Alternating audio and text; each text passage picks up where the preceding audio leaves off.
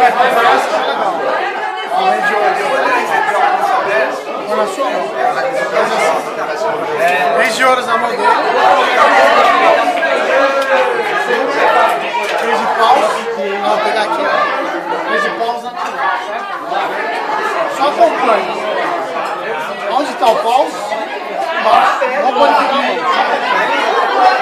Onde está o paus agora? Certinho. Não mexe. E agora onde está o paus? Não mexe na sua mão. Qual que tem na sua mão?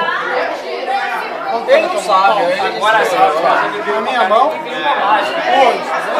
Vou voltar o ouro para sua mão. Qual que tem embaixo e qual que tem em cima? Batal de ouro. Hã? Batal de ouro. E agora? E o pau em cima. Vou trocar as cartas sem mexer na sua mão. Você acha possível? Abre a mão.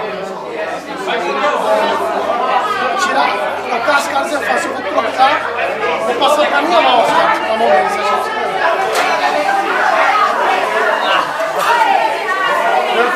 Caralho, no poker aqui todo mundo tem que